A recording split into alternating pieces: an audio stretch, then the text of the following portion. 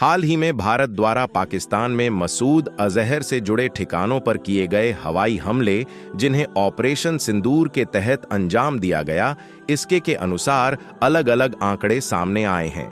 मसूद अजहर के परिवार और सहयोगियों की मौत।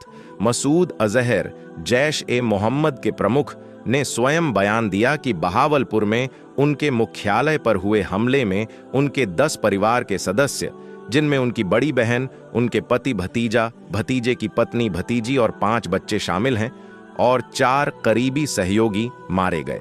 कुछ स्रोतों जैसे ने दावा किया कि कुल 14 परिवार के सदस्य मारे गए, जिसमें मसूद के भाई रऊफ असगर की पत्नी और बेटा भी शामिल हैं, और रऊफ असगर खुद गंभीर रूप से घायल हैं। आतंकवादियों की कुल मौतें। भारतीय सरकारी सूत्रों के अनुसार इन हमलों में 7 से अधिक आतंकवादी मारे गए और 60 से अधिक घायल हुए। हमले 9 आतंकी ठिकानों पर किए गए, जिनमें बहावलपुर और मुरिद के जैसे जैश-ए-मोहम्मद और लश्कर-ए-तैयबा के गढ़ शामिल थे। नागरिक हताहत। भारतीय अधिकारियों ने दावा किया कि हमले सटीक थे और नागरिक हताहतों को न्यूनतम रखने की कोशिश की गई। एक भारतीय सेना अधिकारी ने कहा कि उनके पास पाकिस्तान में नागरिक हताहतों की कोई रिपोर्ट नहीं है। हालांकि पाकिस्तानी पक्ष ने नागरिक प्रभाव को बढ़ा चढ़ाकर पेश करने की कोशिश की ताकि अंतर्राष्ट्रीय सहानुभूति हासिल की जा सके। पाकिस्तानी पक्ष से अन्य हताहत।